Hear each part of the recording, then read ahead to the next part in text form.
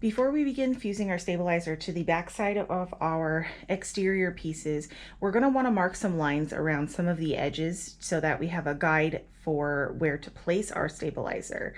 This is the two main bottom pieces, and on the two side edges, the slanted edges, down from the top edge and up from the bottom edge, we're going to mark a line 5/8 of an inch away from each of those sides. So with my ruler, I'm just going to roughly mark with a regular ballpoint pen 5/8 of an inch. And again, I'm just going super quickly, kind of rough. Doesn't have to be perfect because it's just a guide.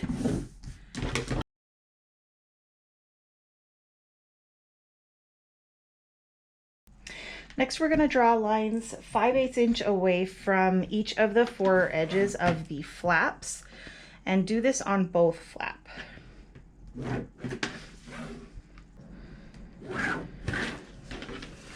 Okay, so both of our flaps have lines that are 5/8 inches away from each of the four edges. Here we have our two main top pieces. One of them has the extended center piece, and one of them is cut straight across, omitting this center piece.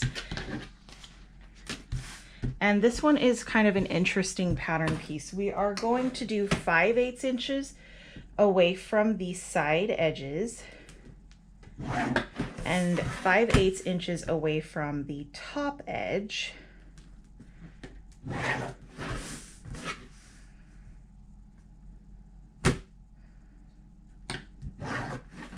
But I'm not going to mark any lines away from these slanted edges or the center. Our Decoville light piece that we cut with the pattern piece is going to have the Decoville light going right up against all of these bottom edges. So it only needs to be inside the lines on the sides and the top. And I'll show you more about that when I fuse this one. So same on this pattern piece. We're just going to do 5/8 inch away from the side, the top, and the other side. Okay, I'm going to set those to the side, and I'm going to grab the next piece. Here we have our zipper plackets, and I just wanted to show you the difference between the sizes. We are going to be drawing lines for stabilizer on these two zipper plackets, the outer zipper plackets, not the inner plackets. So I'm going to put these ones aside, and we're not going to draw lines on that one. Flip these around. And if you have directional fabric, this is where you're going to want to decide which side of the placket, the zipper placket, is top and which side is bottom. For me, I think this side is bottom and this side is bottom. So I'm going to make sure that we keep track of that, because we're going to draw a line 5/8 inches up from the bottom of the zipper placket.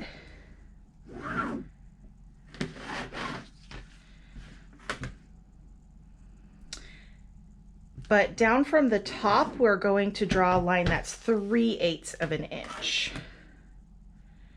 So down from the top of the zipper placket, if you have directional fabric, this is important.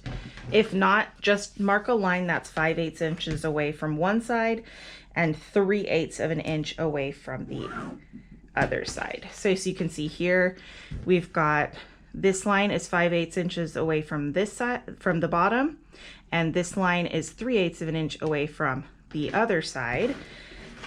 And then to finish off the zipper plackets, you're going to mark a line that's 5/8 inch away from these sides.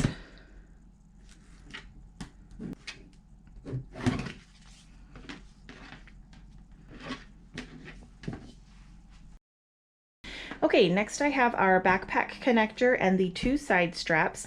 And on the wrong side of these, we're just going to mark a line 1/2 inch away from each of the long edges.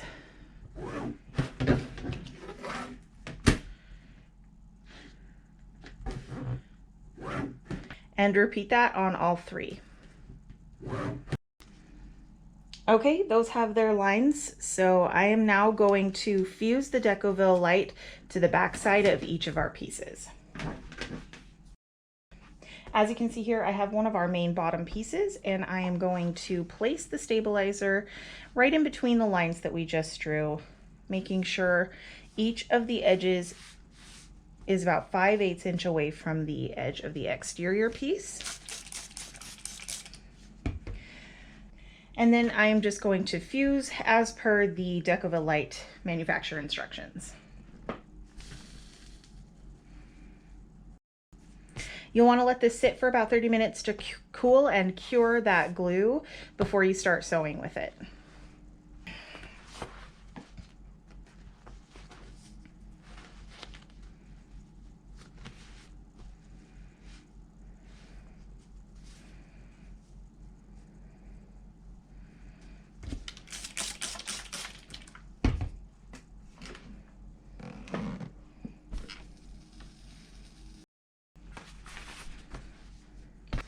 Next, we have our main top front with the extended center piece. And we have our stabilizer piece that corresponds with it. This is the one where the stabilizer is going to fall in between the lines that we drew down from the top and away from the sides, but the stabilizer will extend all the way to the edges of this center piece and these slanted edges.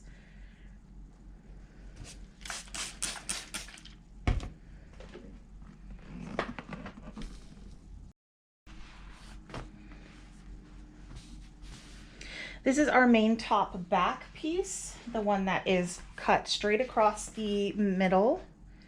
And we have our corresponding stabilizer piece, which again will fall in between the lines that are drawn down from the top and in from the sides. But the stabilizer should extend all the way to the edges of the exterior material here in the center.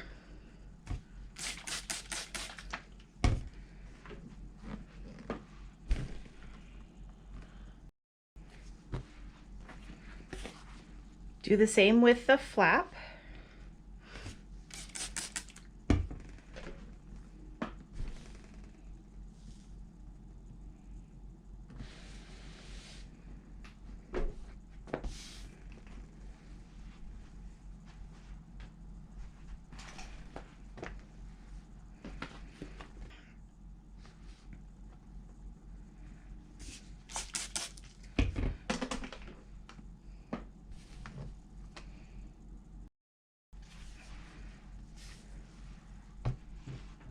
And then again, do the same with the zipper placket outer pieces, right in between all 4 lines.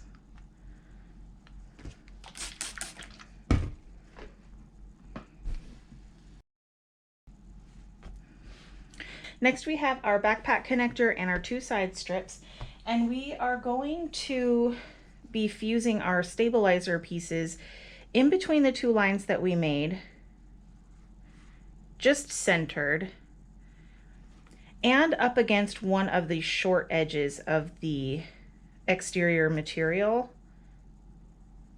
just like that. So one side is stabilized and one side won't be stabilized.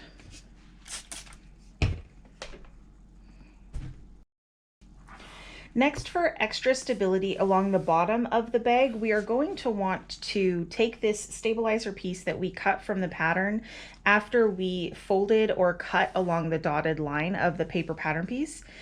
We're going to line that up just to double up on the Decoville light along the bottom of the stabilizer we've already fused. So this is still in between the lines that we drew. It's just right on top of the Decoville light that's already there.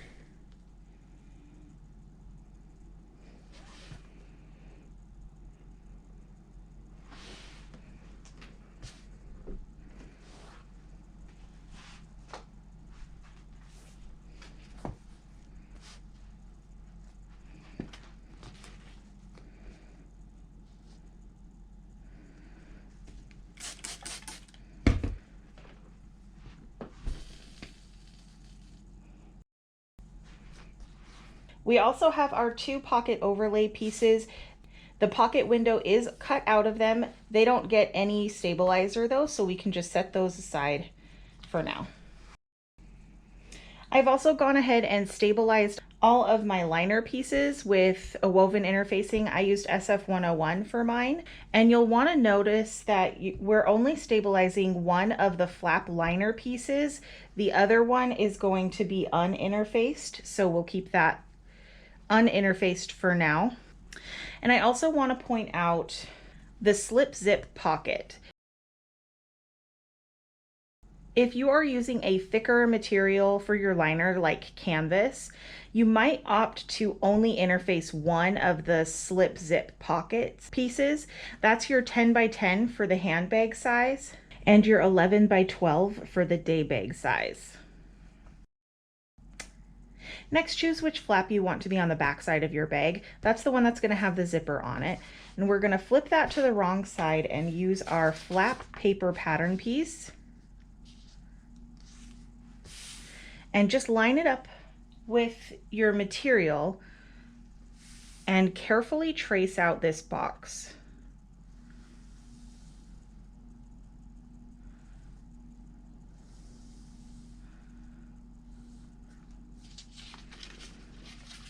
So when you take your pattern piece away, you can see that there is a box drawn on the wrong side of our flap now. And now we are going to cut this box out. I like to use my rotary cutter and a ruler for this step, but any method you choose is perfectly fine.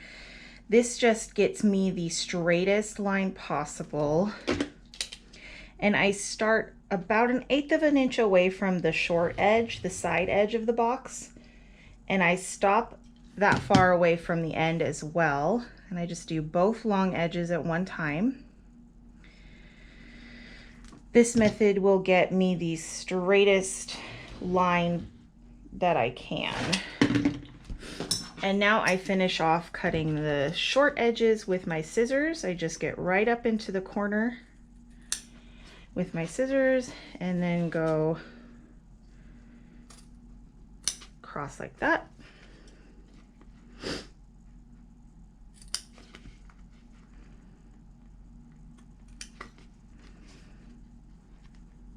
A little bit more into the corner.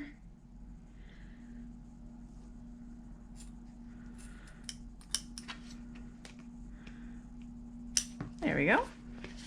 And so now we have our zipper window cut out of the flap that goes on the back of our bag. Next, I have drawn a center line down the length of both of our handle pieces. We have two different lengths of our handles. We have a shorter length here and our longer length here, and the line is 1 inch away from the edges on all 4 of those pieces. And then we have our strap here.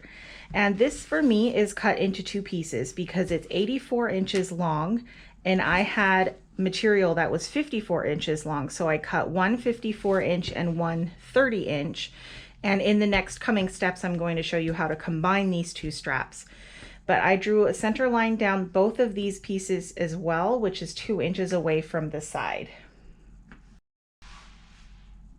The last step in this section is to draw a center line down the backpack connector, which is 1 inch away from one of the long edges, and just go right over that stabilizer, and do the same for both side straps. Okay, that is done. So the next step would be to get all of your material into their respective bundles so that we can keep organized while we do each step.